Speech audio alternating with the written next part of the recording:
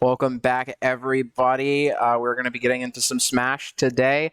I think it's going to be a doubleheader today. I think we are going to be casting two games. The first one's going to be versus Waynesburg. Indeed, Yeah, and the next one's going to be MCC Mustangs. They had to reschedule from last time due to connection issues with Nintendo. So we're going to be getting into that one after Waynesburg's match. I'm excited. Me too. If there's one thing I like more than casting Smash, it's casting Smash more. This is a fun video game to watch. I love this game. These sets have been such bangers. Like this season has been a lot better. We've seen our team improve a lot in just general region, and I think it's doing well because a lot of teams have figured out LAN setups, really figured out all the issues with Nintendo that we saw last semester. So it's very good to see the teams play, and we definitely have a stronger roster. So very excited to see how the team does. Oh, absolutely! It's so awesome to be a part of this program and see sort of from a bird's eye view how the different teams are growing. Obviously, we all have our own little. I'm an Overwatch guy, so I know how the Overwatch team is doing pretty consistently. But after casting these Smash games, I'm really seeing a lot of growth for every individual player as well as the team collectively. Yeah, I think in general, like the Smash team's kind of special. It's got this tight knit family, tight knit community. Like we just saw, like before we started casting, like people were popping off in the console cave, like going absolutely wild. I don't even know over exactly what. That could have been a CPU game, and we would never know because that's just how they are. Yeah, it was items. It was items or spirits. They were playing Rishi's Jungle Jam actually. They had only star item on. Yeah, that's what happened. Only star item. Only star item. Only star item. Hype. Rishi's Jungle Jam, the best ever. But yeah, no, I definitely think you're right. There's a certain atmosphere around the Smash team, both Smash teams actually, where they're just so, they're all great players, but they just like each other. Yeah, a lot. It's just like a community, and in a lot of like esports games, you have these type of grassroots communities where really the company that makes the game doesn't support it very well. And Smash is one of those games. And usually over time, you see these grassroots community just grow so much more than, other communities do. Usually, like, players go out. Like, there's stories that I've heard from, like, early on in, like, Smash competitive, like, during, like, Smash 4 or even Melee era, where people would just go on Facebook and be like, hey, I'm a Smash player. Can I room with a random person in Chicago? Like that happened. That just happened. Yeah. So seeing these like players, it really shows how the Smash community is just so tight knit. Watching these players, like going to GSG as well, which tournament that we hold like a lot.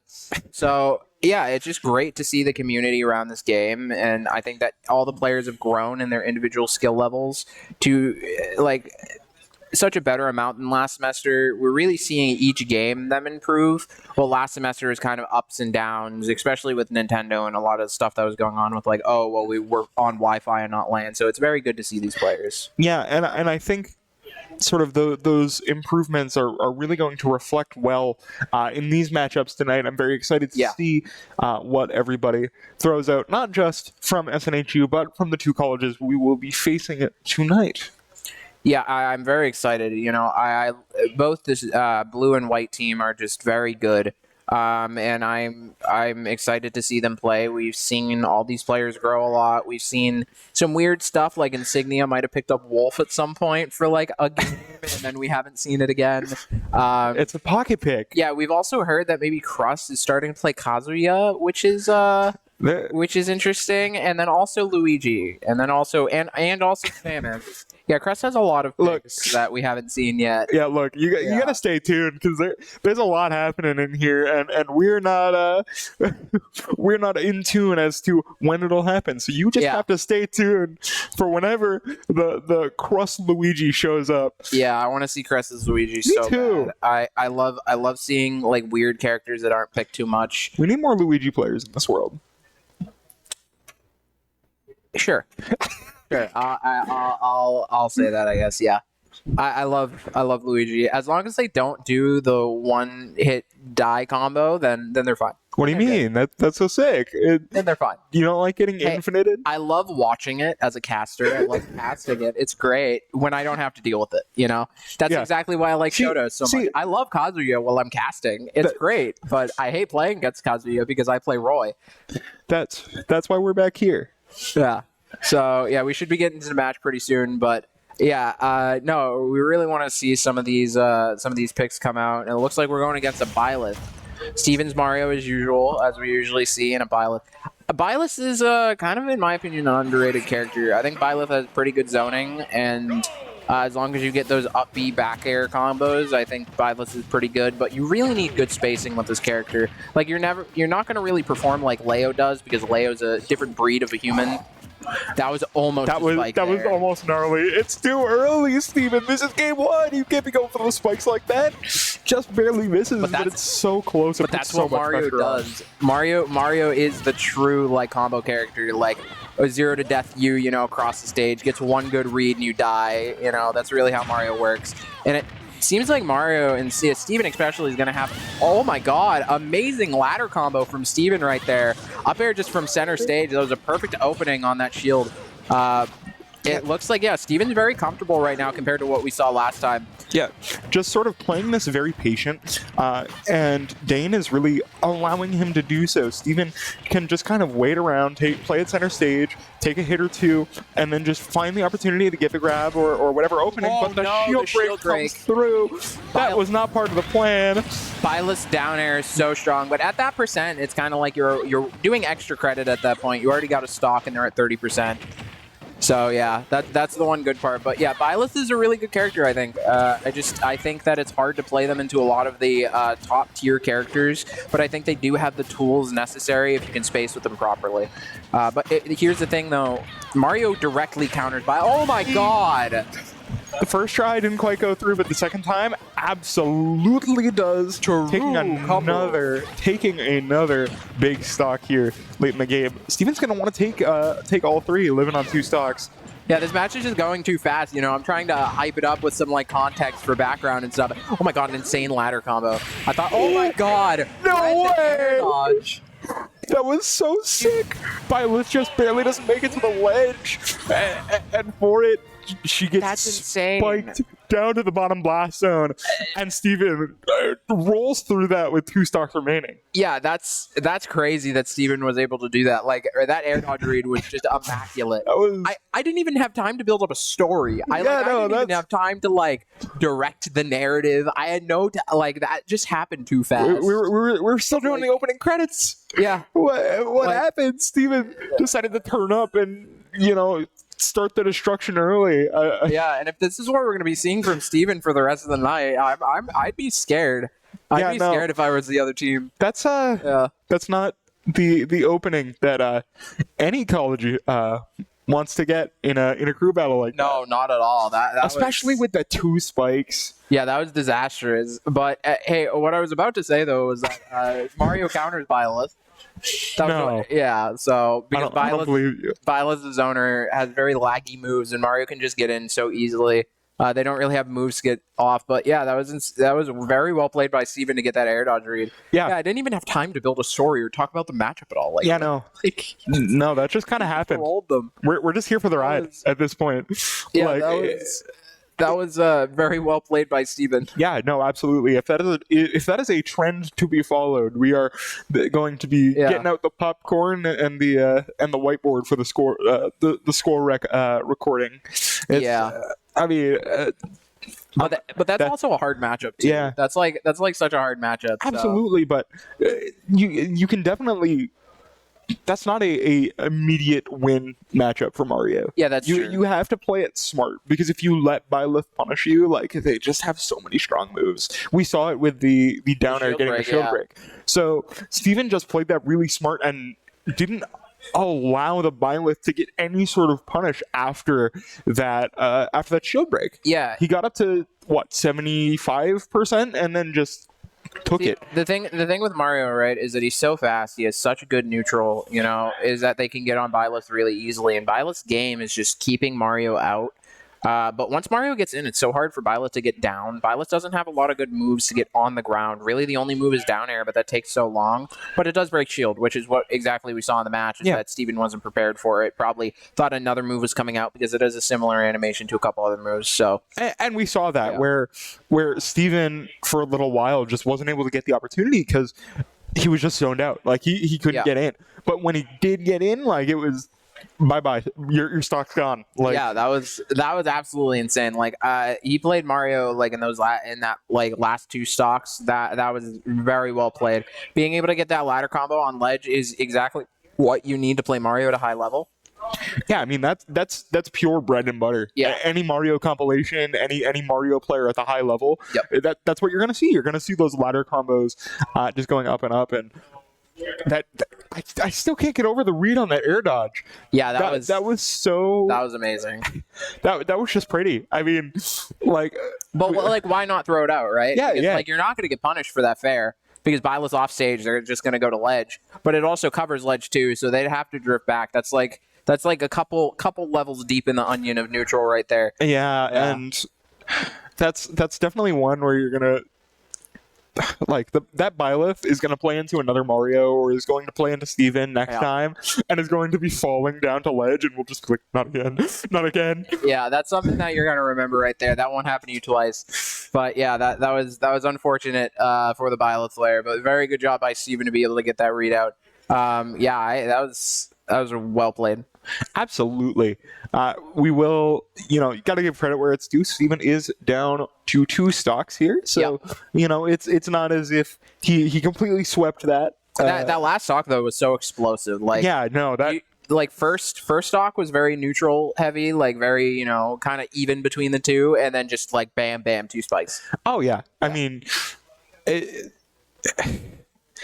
that's right. And speaking of explosive, we got an explosive neutral beat coming out because Waynesburg's playing Sephiroth. That's gonna be interesting. I feel like it's probably gonna be the same problem though, because like Sephiroth's a zoner, Byleth's a zoner. Sephiroth has better neutral, I guess, but Mario can just get in because the moves are really laggy. So I could see a very similar thing happening. Hopefully, this Sephiroth learns from the matchup though and drifts out on a lot of Mario combos, because if you drift in there, you're dead. But then also, if Mario, instead of goes for an up air, goes for a nair and you drift out, then you also get spiked. So it's kind of a 50-50 of whether you want to drift out or not. So yeah, and with only one game, you can't really figure out what Steven's going to go for in those 50-50 situations. Yeah. So we're just going to have to see how Waynesburg deals with this going forward. Hopefully they're looking to this Sephiroth player to really...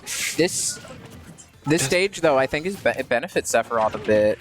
Gets a good down air, goes for an up air, but gets canceled by the neutral air. Gets a up air and air right there. Oh, no! Again. That's absolutely not how you want that to go. That is absolutely tragic, and that's going to take the wind out of Waynesboro's sail. Oh my god. Almost got risky. Another. That was so risky. Steven's feeling it, and the air dodge out. Oh my god. That was a back-facing up B. That was so unfortunate by Sephiroth to not be able to turn that around. Yeah, Steven just absolutely running through. Gets a back air right now. Gets the down air. Goes for up air, but gets down aired himself. A couple nairs coming out from Sephiroth. Doing a good job of keeping Mario up, but Mario's just going for aerials over and over and over again. Clanks to the side B. Fireball comes out to give Mario a bit of space in neutral. Forward air will send Mario into center stage, and an air out will hit the up air on shield just barely. Mario gets back aired. He wants this spike so bad. Gets an air. This might be Here it is. No way! The wing comes out just before Sephiroth is sent tumbling down. And that's another 3 stocks down for Waynesburg. And as we predicted, just kind of similar match. I feel like they might have to change up their playstyle a bit. Maybe go for another rushdown character that might be better at Mario. First of all, who's we? You're the desk's Nostradamus. Like I'm not doing any predicting here. I'm here to sit back and do the later just wow that happened stuff. Yeah, you're the play-by-play guy. You're the smart one. I'm just here to smile and look pretty. Steven just absolutely insane with those spikes, like going for exactly what you want to. Like pressuring Sephiroth and Byleth are basically the same. Like, they're very similar characters and playstyles with the Mario matchup. So to see Steven just be able to go for that again, and good for Sephiroth on drifting out on that up air and trading with Mario with that forward air towards, I think that was the second stock. Yeah. Very good on that, but just, yeah, that's just kind of a repeat of last time. I feel like in a lot of esports games, Smash in particular, and just like fighting games in particular, you can really tell when a player is really getting in the zone and feeling themselves.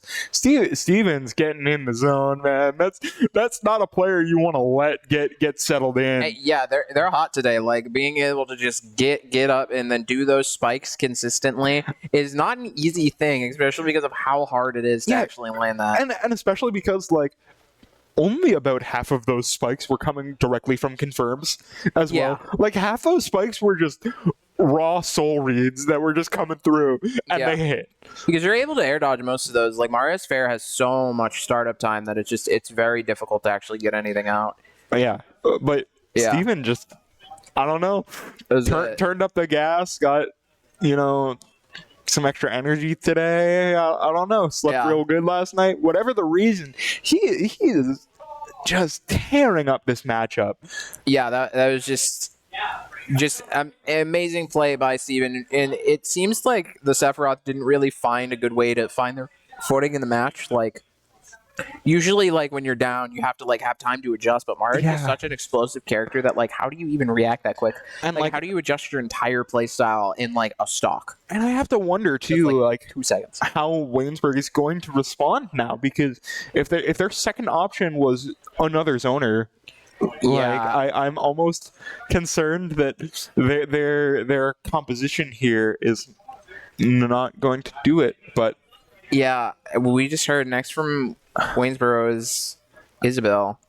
I think it's better into Mario because you probably can't get the same confirms, especially ladders, but, like, I feel like that's not exactly what you want to go for in this matchup. But hey, all to them. If they're confident in pulling out Isabel, I think that more to them. I think Isabel traditionally probably better than I'd say Sephiroth would be, but it's just still difficult because you have a zoner again. But luckily Isabel's smaller, so a lot of the combos don't work, and then also is lighter, which Byleth and Sephiroth are pretty heavy. And I mean, it's worth saying this. We say this every week, but Collegiate is built as a scene in such a way where character matchups don't necessarily sort of dictate how the match is going to go. It's not like Pro, where, like, your draft, like, in whether that be in, like, any esport, like Overwatch, Valorant, like League, it matters too much in pro play. But, like, matchups don't matter as much. Like, we've seen 2 Little Macs come out and do well, so we've seen everything. Right. So even though Nostradamus is 2 for 2 tonight in sort of predicting how these are going to go, maybe Waynesburg just needs that one player to sort of come through and rally the troops, get things going. Yeah, and the one problem with Waynesburg as well is that, like, they don't have any scouting right now. Like, if this Isabel goes down and isn't able to do a lot, it's gonna be hard. And Steven's still at 2 stocks, so this Isabel is going to really need to be confident, not go down a lot of stocks for them to make it up and really get the information.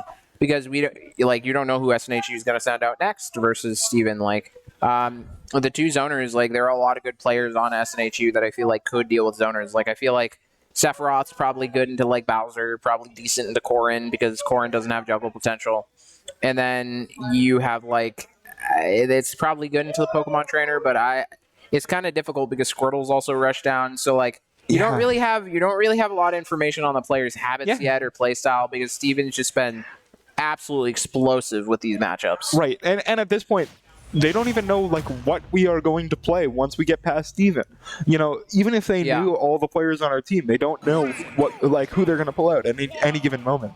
Yeah, and then these players also, like, make it a habit to change up their play styles between matches because, like, that's what you need to do. You need to be adaptable and you need to be random in a good way.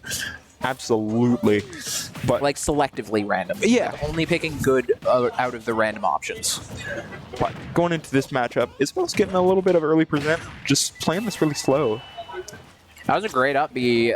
Reading that, up B has a little bit of invincibility. Oh, no. No. Okay, good. No! Oh, God, no way! Double dip? That's crazy. That was absolutely insane. I didn't even think Steven would go for that, but wasting... I think they wasted air dodge there, so yeah, they couldn't have air dodged that. Oh my god, another crazy combo. No, please. Up airs over and over and over again. I think beating on a dog like this is not... Yeah, this is animal abuse. Yeah, no, this is mean. Isabel's just trying to help run a town, and Mario's just going absolutely crazy. Steven's sending her down to the blast zone, and 50% already acquired on the second stock. Steven's already at 100, so it could be bad. Oh my god. Goes for the craziest up tilt there. This is such a scary situation for Isabel, though. Isabel doesn't have a lot of good kill moves, so it's super hard to kill Mario in this situation. Yeah, no, I mean, killing Mario at this point revolves around Isabel being able to get close, and if Mario's close to you, you are in danger.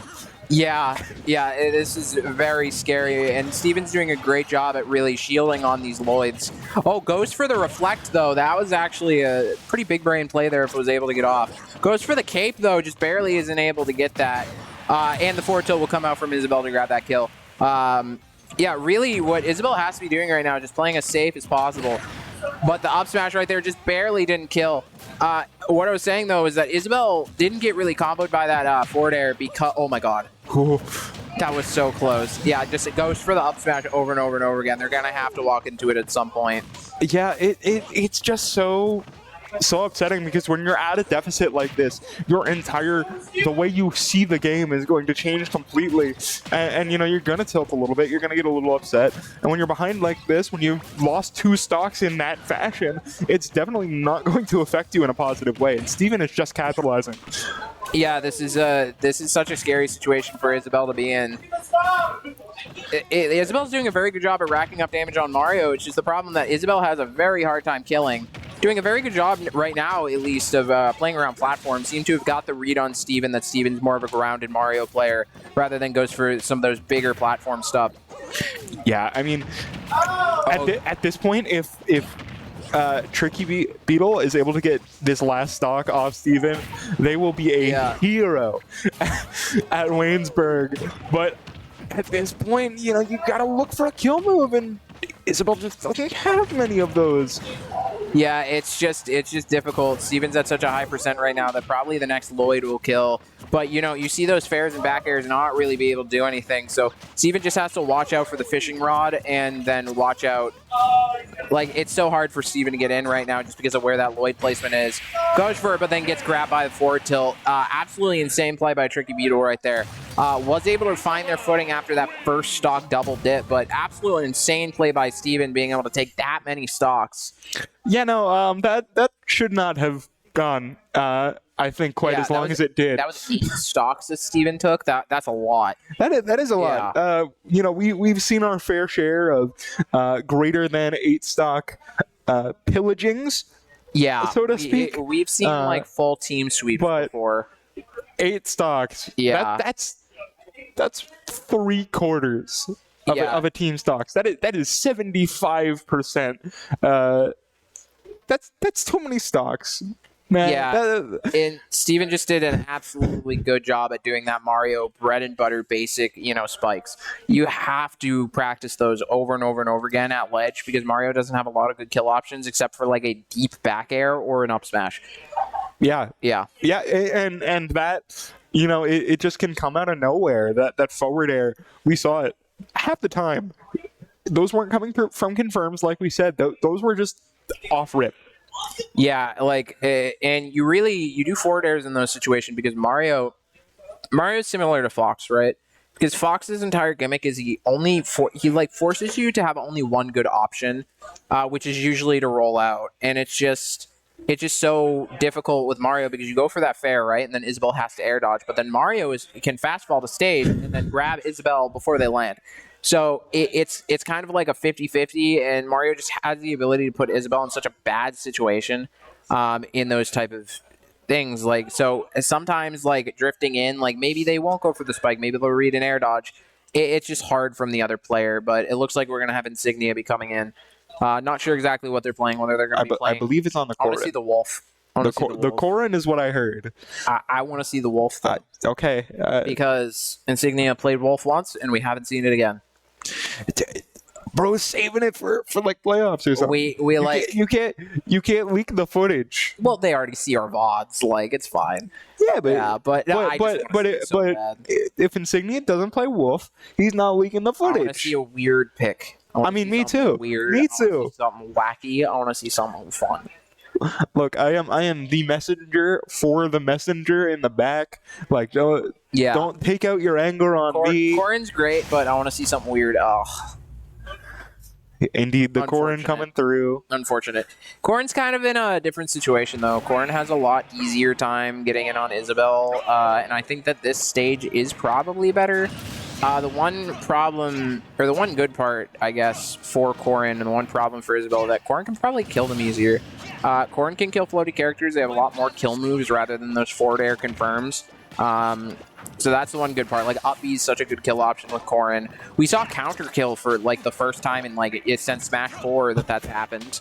Yeah. I don't think anyone, like, there's, 3 Corrin mains in the world, Insignia being one of them, and they don't use counter anymore because they got hard nerfed.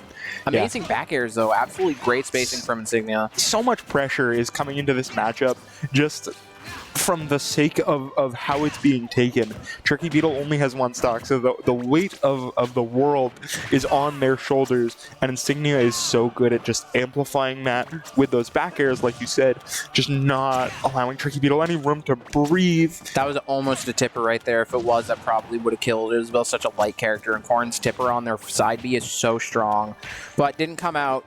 Insignia's doing a very good job really just playing back and allowing Isabel to make a mistake. Oh, goes for that jump read. Just barely misses that tipper, though. Yeah, gets the pin. Ooh, barely doesn't kill. Drifts out a little bit. Insignia looking for something, but I don't know if it's going to be needed.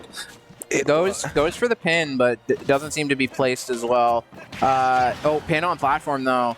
Yeah, Isabel's at such a high %. Oh, trying to get rid of the Lloyd with the pin, but it looks like those 2 hitboxes don't clash. Really has to go for something here to try to get Isabel down. You know, Corrin's in kill % now, which is pretty easy for Isabel with Fishing Rod. But yeah, side B again. Yeah.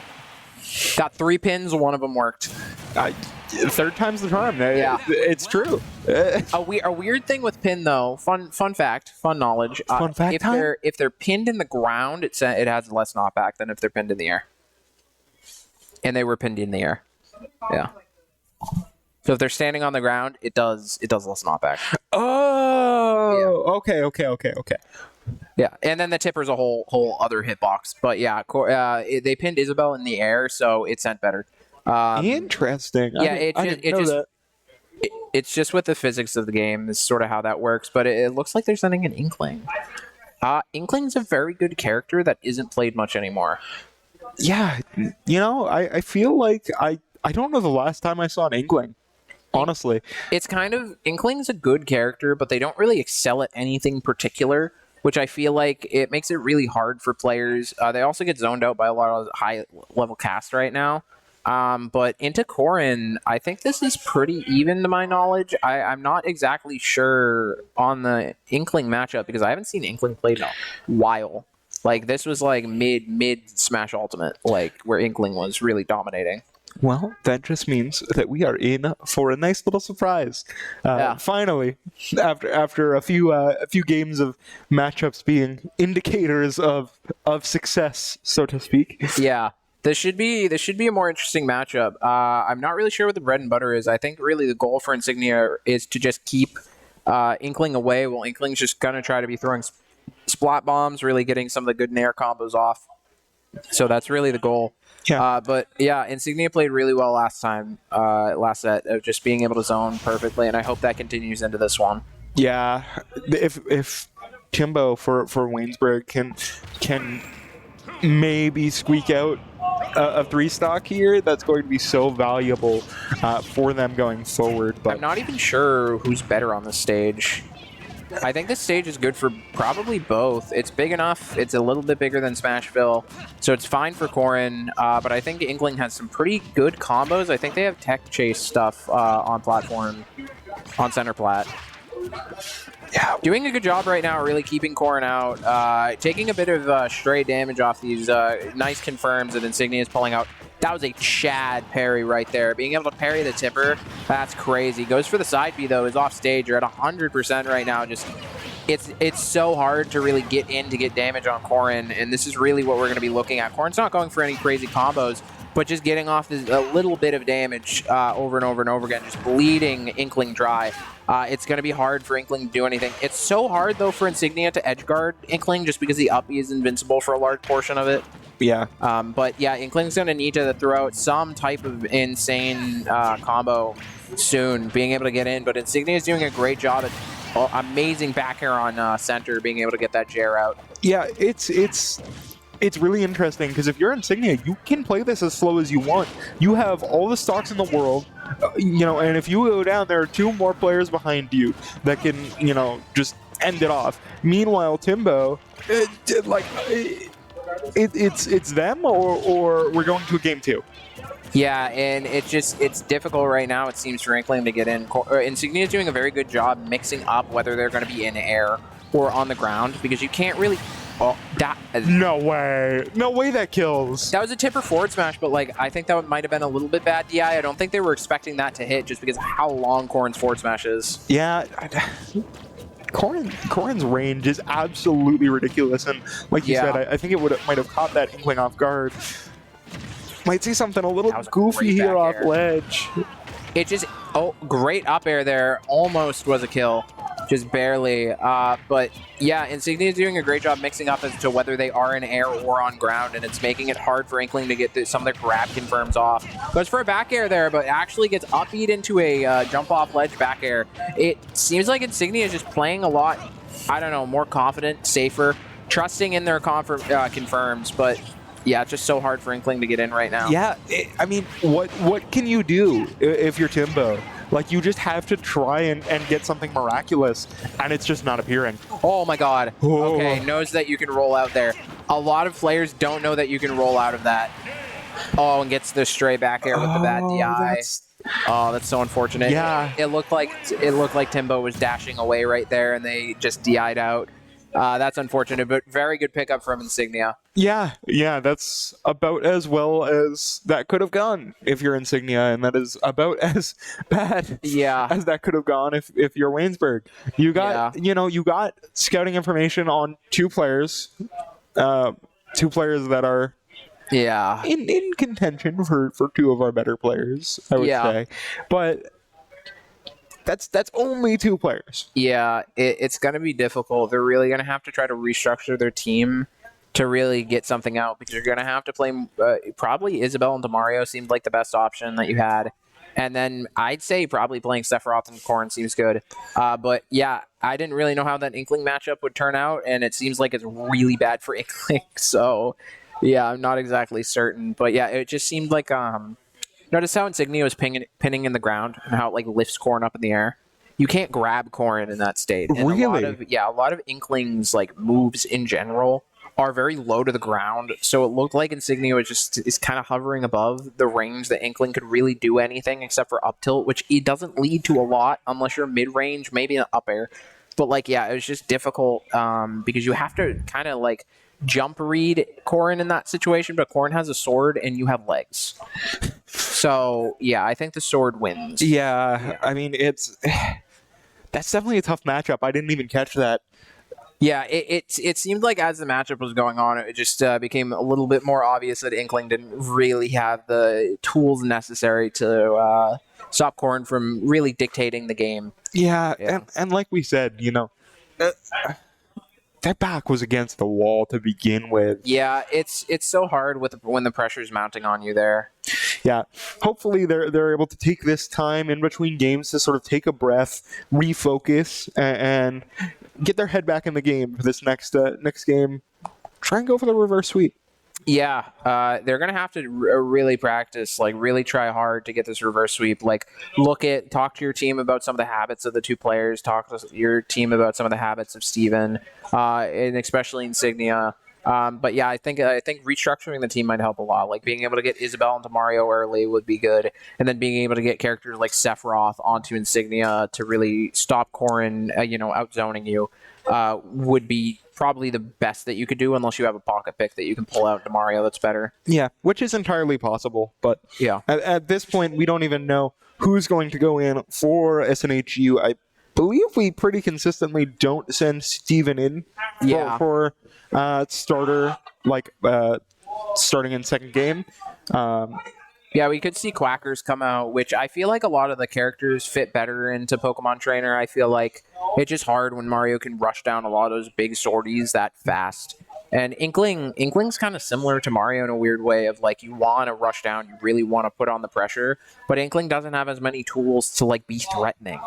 Mario has threatening because Spike, big fist, go slam on head, and then you die, and then you explode.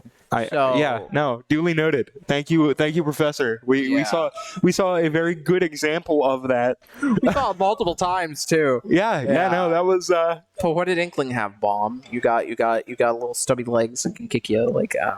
It's not as threatening. You have bomb, roller. You have legs. Oh my God! We just heard from a birdie that we're actually going to see Luigi. That's crazy. Let's go! Let's go! We were just talking about that. I want to see weird picks. I want to see weird things, and this is weird, and I like it. We were just talking about that. Yeah, I'm very excited to see Luigi come out because we haven't seen Luigi too much. Like, Russ has played it maybe once before, and I think that was last semester or early on this semester. The scary thing is, Luigi has, I believe, 2 spikes. And one of them is particularly disrespectful.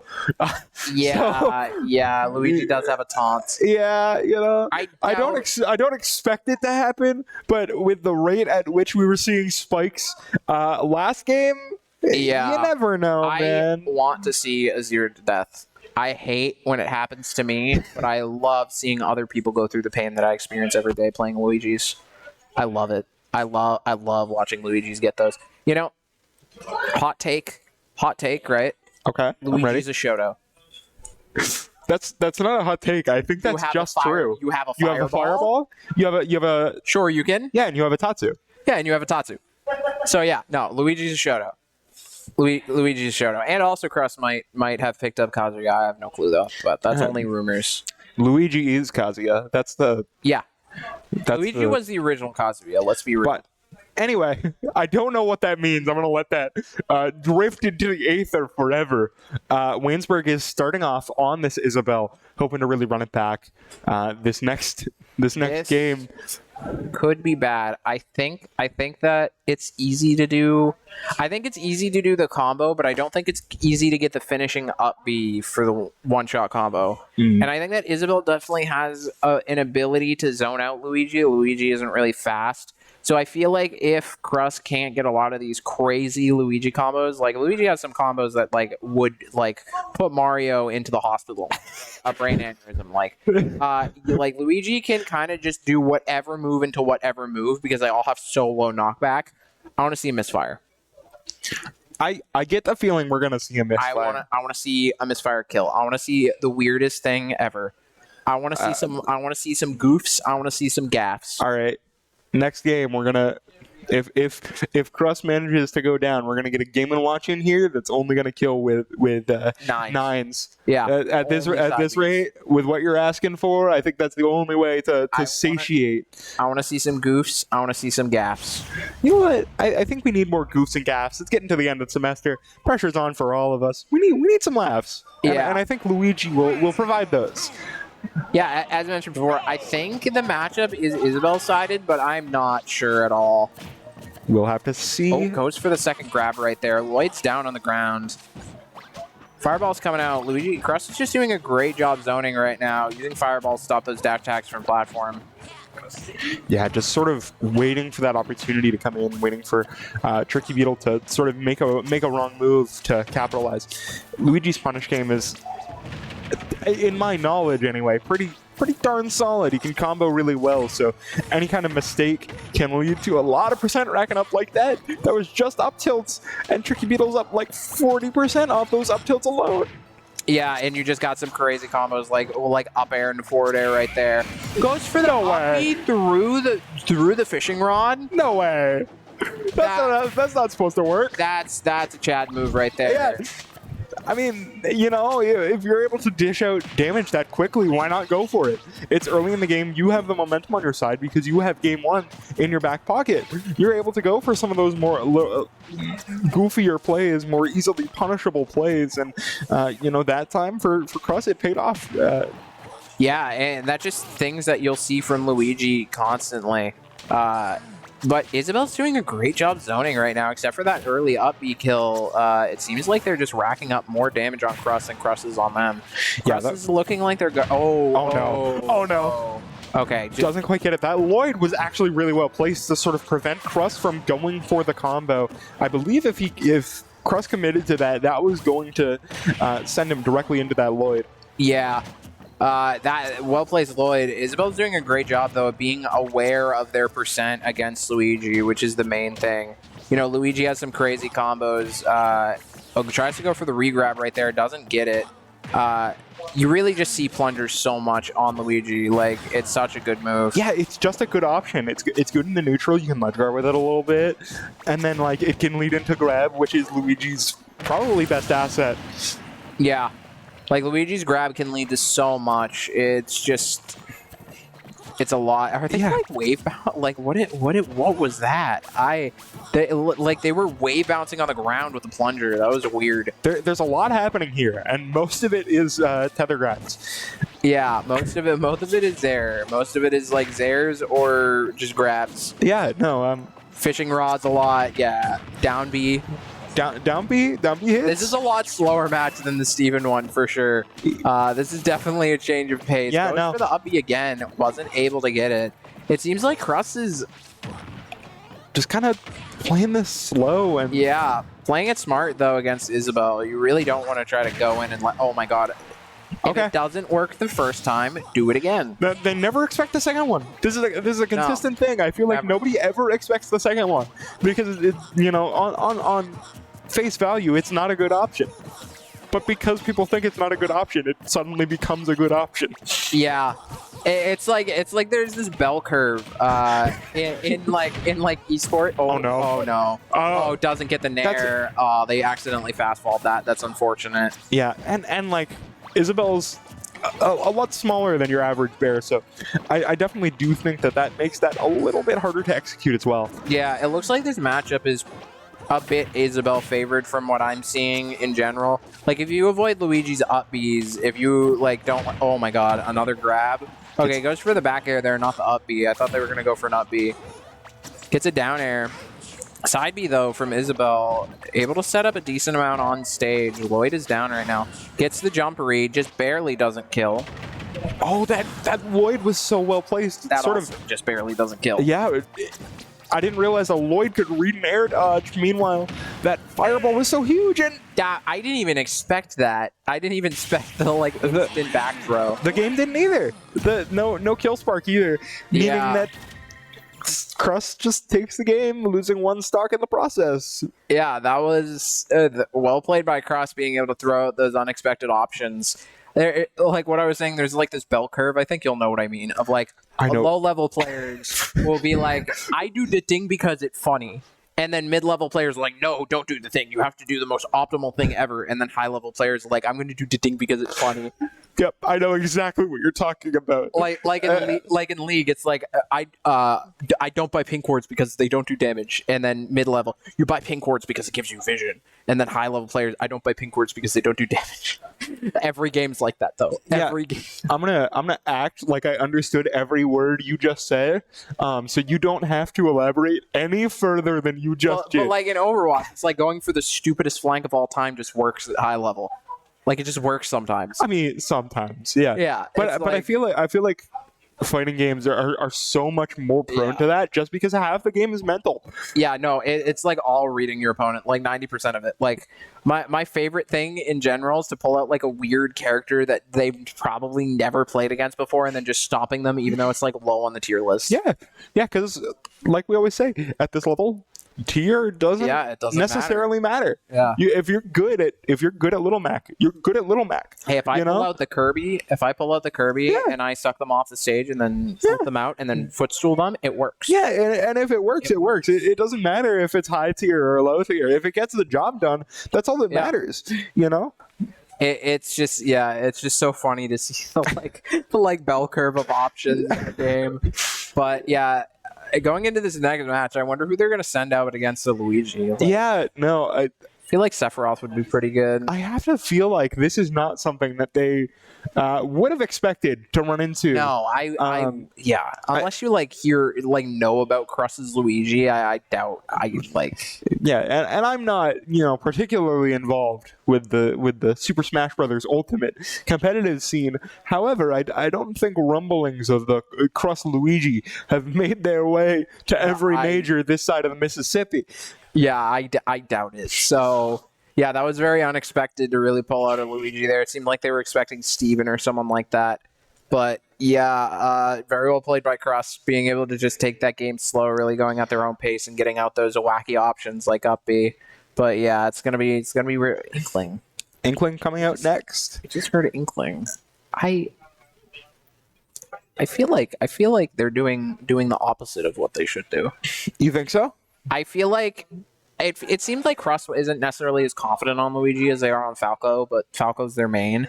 So I think Inkling might be able to get stuff done just because of comfortability reasons. But I feel like Luigi does well into characters that want to rush them down. I feel like Luigi do really bad to Sephiroth. Yeah, no, I could see that. Yeah. A lot of Luigi's kill options just rely on you being so close. That up B, good hitbox that won't get you punished and sent to Brazil, or as I like to call it, the right blast zone. It's so difficult to hit. You have to be so close. I definitely think you're right. I feel like the way that they win this is due to comfortability. I feel like it wouldn't necessarily be matchup wise because I feel like Elegant would just stomp an Inkling at this point in Ultimate. So I feel like matchup wise this probably isn't the best. But it is collegiate, so we might see something come out because it seems like Crush isn't as confident. However, I do know that the Touch of Death works on Inkling, so we might see the one-shot combo. Timbo though rolling out on the new skin, the last skin blue didn't work out for them, so they're rolling out on the pink skin. It was a skin diff. That's what they'd hope for anyway. Yeah. But yeah, this stage is also really good for god. No. Todd has entered the building. No way. Todd has entered the building. The touch of death. Are we in Smash 4? Oh no. This is a two-star game. No. Oh. Timbo evading death barely by the skin of their teeth. That was scary. Oh no. Oh, goes for the up B right there, but just barely isn't able to get it with that inward DI. Yeah, this match looks a lot faster than the last one, as we see. Goes for a fair and a back air, but it seems like, gets a grab out. Goes for a back air right there, sending Inkling off stage. Inkling just is barely going to be able to get the up B. Stands on platform to get away. Just 3 up smashes in a row from Luigi. Oh, gets the tech chase, though. Wasn't able to get that down smash, though, pushing them just barely off the ledge.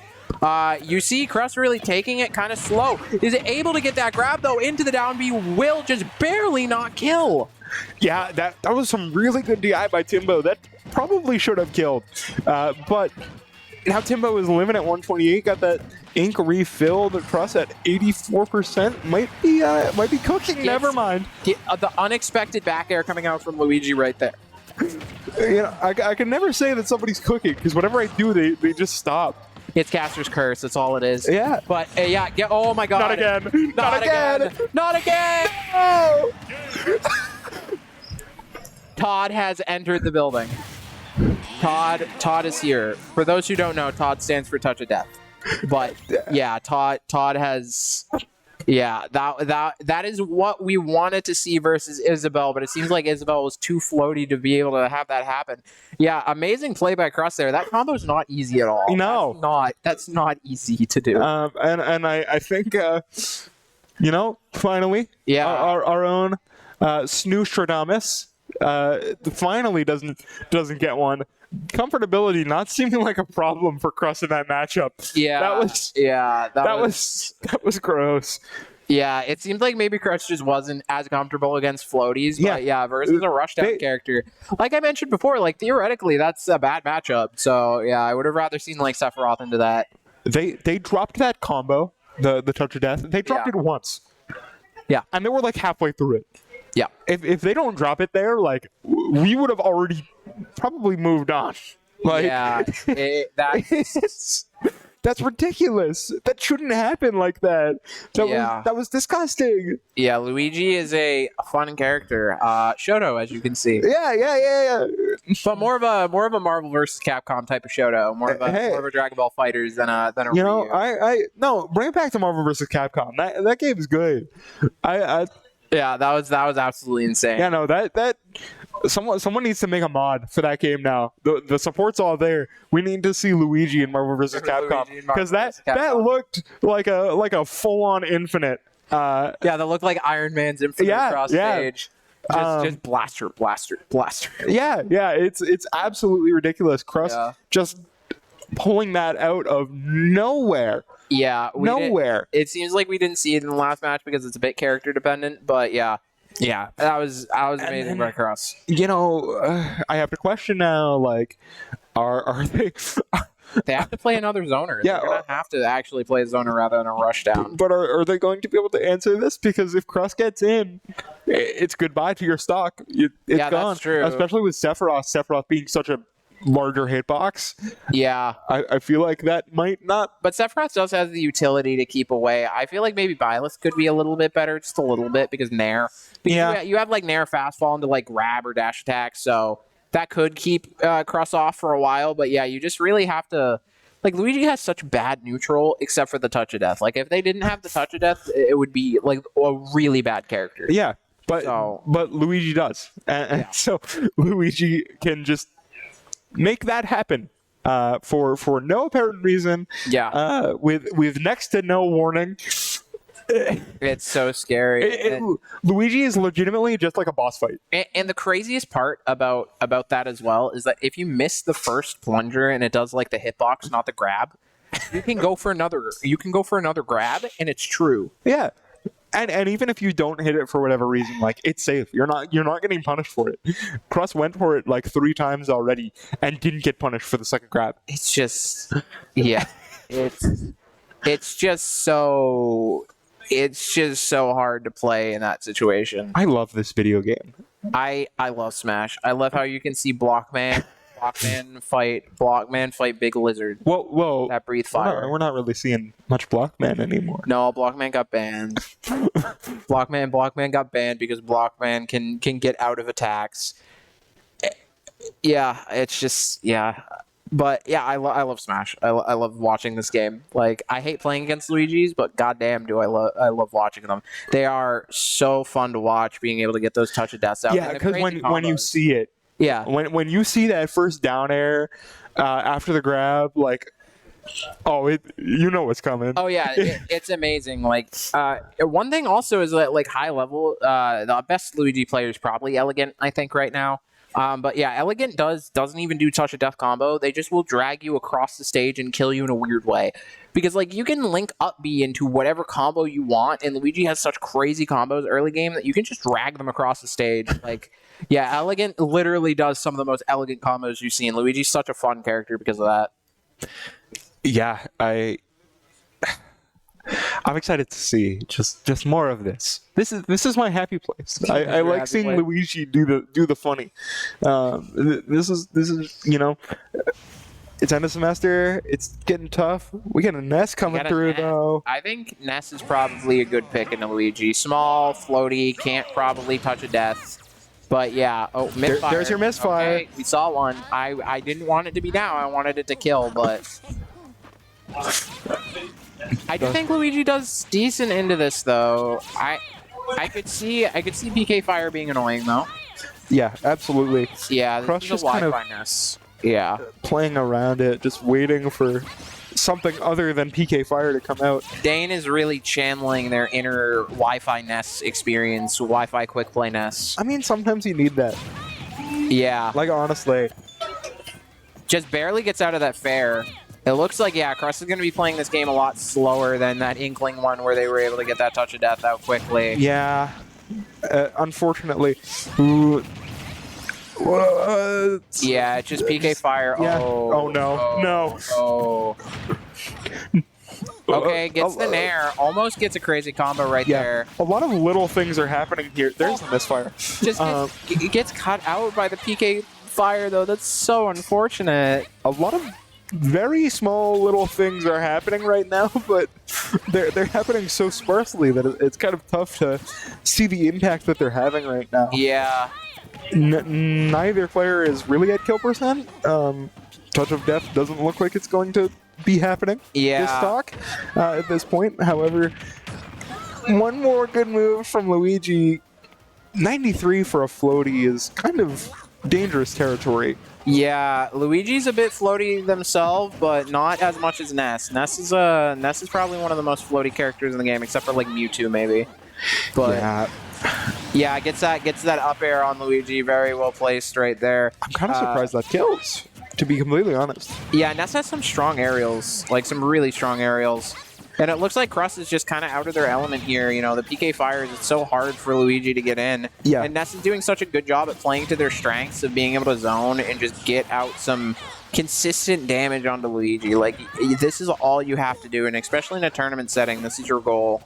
Yeah, this is not how Crust wants to play this character. You wanna just rush down and not let the other player do anything, but that's just not how Ness allows you to play. Yeah, and gets that forward smash sweet spot. That's unfortunate for Crust right there. Yeah, I think he was like buffering the up B in the middle of that PK Fire, trying to punish an up close follow up, but they could have been SDIing and then just accidentally press the B button and it buffered. Yeah, it's unfortunate. It's It happens, though, and that's a little more scouting information that SNHU did not have previously. I believe Dane was playing something else entirely. I believe they were playing Byleth. Yep. Game 1. So more knowledge. For SNHU and here. It seems like you couldn't really do the touch of death on Ness there because Ness is just too floaty to get that regrab. It's just difficult in that situation for Luigi, but that's exactly what you want to do. You know, you want to get out one of those floatier characters rather than, the Inkling being able to rush down and just get TOD'd like 2 times. That was much better. Yeah. For Waynesburg. This is the direction they want to bring this match. Yeah, 100%. And Isabel just doesn't have the tools necessary to really keep Luigi out in that way. Like, you saw Crust be able to get a couple stray up Bs, get a couple stray Shoryukens, and then just, take the game away. Yeah, and especially we're getting closer to the end of the season. I don't know what every team's, tournament prospects, playoff prospects are looking like, but, you got to think that the prospect of playoffs is really weighing on everybody's minds. Yeah.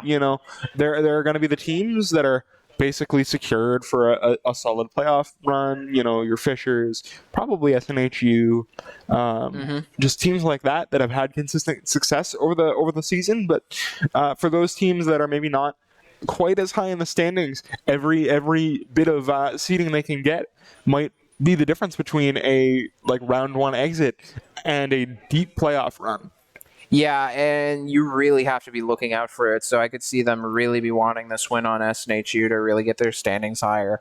But yeah, it seems like it's going to be a very uphill battle, especially because you still have Steven and Insignia in the back, which kind of ran through your team before. So it would be a bit scary. I'd use this as scouting information, scouting knowledge, and really trying to do your best in this because it is still winnable. It is still very winnable. Yeah.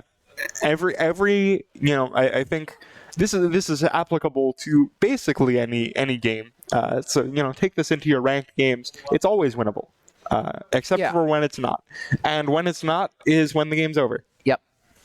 Yeah, you want to just be trying to do your best in any of these situations. Especially in fighting games. The comeback potential of fighting games is absolutely unrivaled.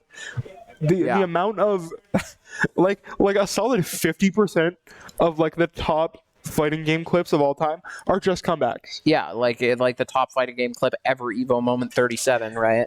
One that everyone's thinking of when thinking about fighting game clips. That's literally just a comeback. That's like a pixel. That's like a pixel health comeback. All this to say that neither team is SNHU hasn't secured the victory. Waynesburg hasn't taken the L just yet. Yeah, all they have to do is Daigo parry a cloud side B, Yeah, I think, and then you're good. I think that might not happen because I think that might not happen for sure because we do have the Pokemon Trainer coming out, and Pokemon Trainer is very good. Yeah. So Crust, I'm spouting Crust propaganda. Squirtle's best character in the game. Squirtle's a lot like Mario, where they get in and they have some crazy combos. One thing about Squirtle though, they don't have a spike. So that's the one part that is good. But then you also have Ivysaur, which has crazy spikes, crazy uppy confirmations at min%. And then you have Charizard, which is a zoning god of a heavy. I think the second fastest dash out of heavies, and then also has some insane back air. Like the tail is so long. Yep. It's just a big tail. So alternatively, Flare Blitz funny. Flare Blitz is funny, and we do see Quackers pull that out in some of the craziest situations ever. Yeah. I mean, I think that comes back around to the bad option, good option dichotomy that we were talking about earlier. Yeah. That's the bell curve right there. Flare Bit's good because funny. Flare Bit's bad because long cooldown and easy to dodge. Flare Bit's good because of funny. Look, I just like funny. We saw it with the Luigi, and I'm hoping. But that's a good option. That is a good option. But it's still funny. Yeah. Let me have this. However, I will say Ness is kind of a hard matchup for Pokemon Trainer, but yeah, I could see this, especially on this stage, I could see this going both directions. Yeah, I mean, because Ness does technically have a touch of death like Luigi, it's just way harder. And the thing is too, Pokemon Trainer has so many options. It's 3 characters. Yeah. If you figure out how Quackers plays one, oh well, they can swap. And suddenly you have to adapt to a completely different character with a different play style. And you have to do that over the course of one stop. Yeah, and Quackers is getting out a lot of good reads, just barely missing all of these attacks, though. Goes for that up tilt, and it's just putting on so much pressure on this Ness. Ness doesn't really have the option to back off right now. Yeah. And it doesn't look like they have the ability to really be confident in magnet usage, which is really how you get a lot of these. Oh my god, that was an insanely long forward smash. I forgot that he jumped that far forward. Yeah, no, those vines were really... Someone put fertilizer in those. The lucky egg was coming out because that reached absurdly far, securing that kill. Okay. That was almost really bad, but Dane gets back to stage. Yeah, just barely. It's kind of hard for Ivysaur to really guard that. Gets the confirm of down throw into up air. Is able to SDI out of that PK fire before anything bad happens, though, for a lot of Razor Leafs. Playing a lot like Insignia was, kind of mixing up their ground options and air options in a good way, making it hard for Ness to get a lot of those easy confirms. Good, amazing wave bounce into side B into up B. Goes deep, though. Goes deep and gets the spike.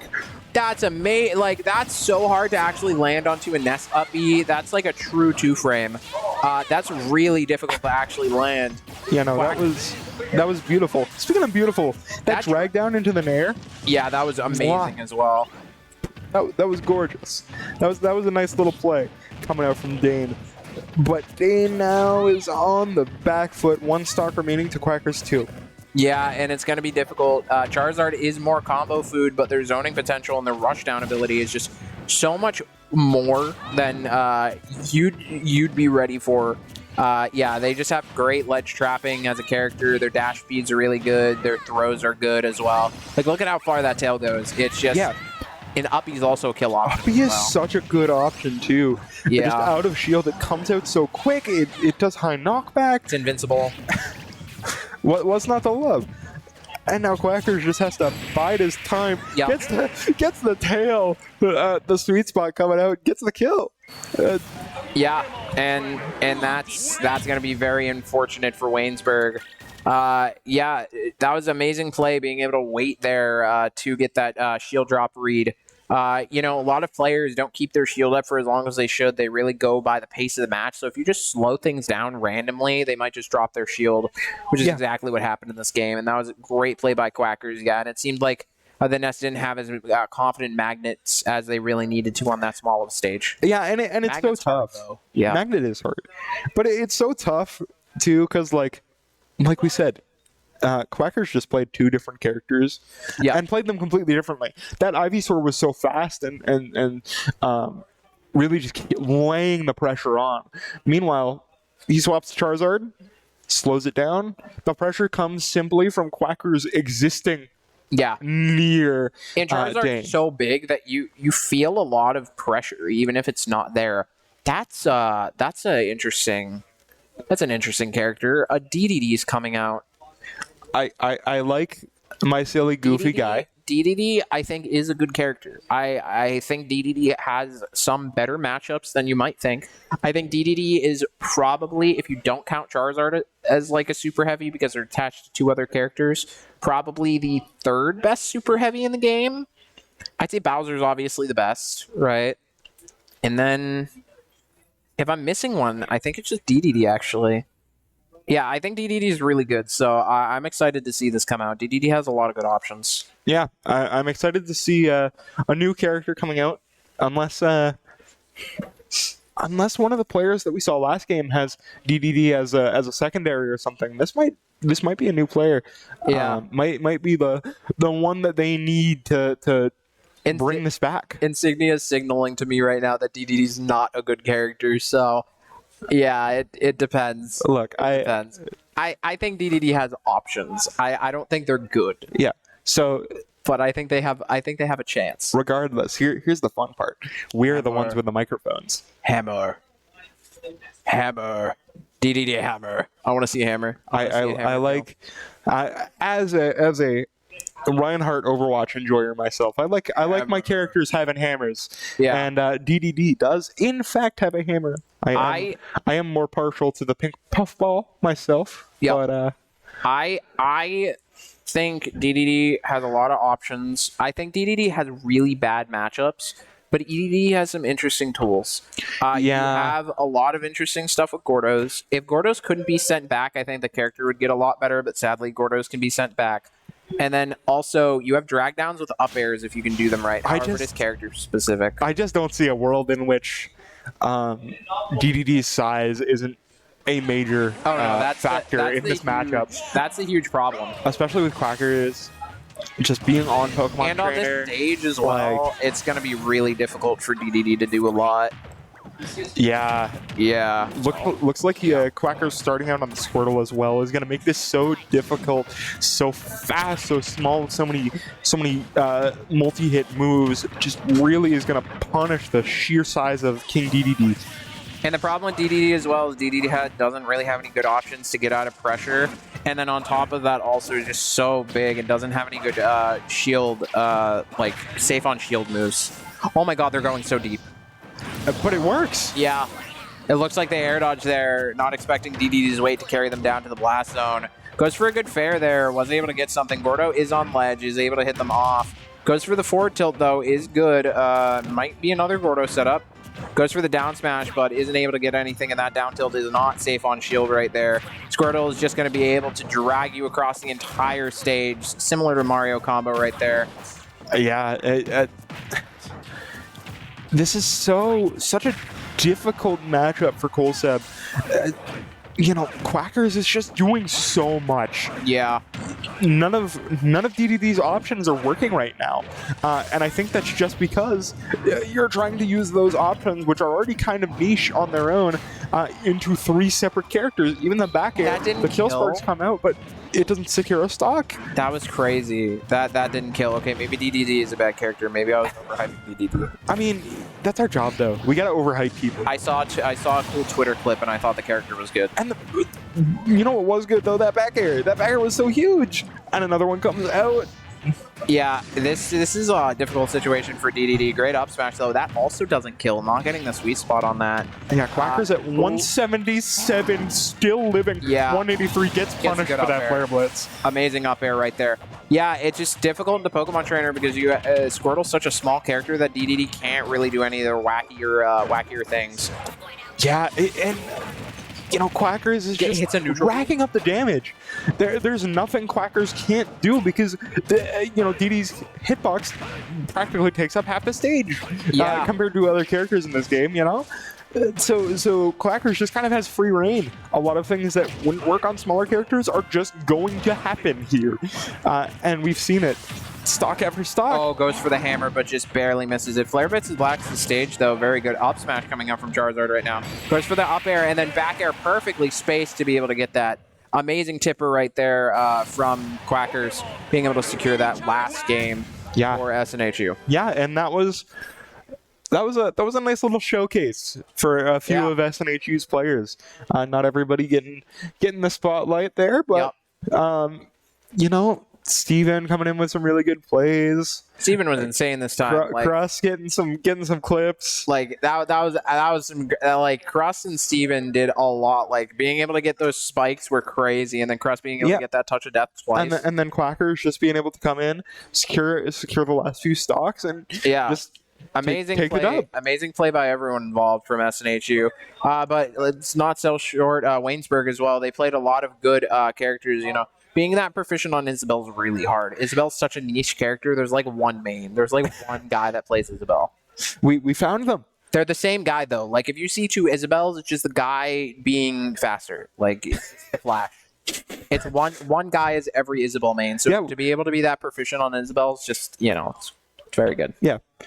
But that does not end all of the action for tonight. We're going to have a double header. So we are going to catch you back with a game coming up shortly against the Mustangs, which had network problems last time. So, yeah, we're going to be doing a double header coming up shortly, and we'll be cutting to break.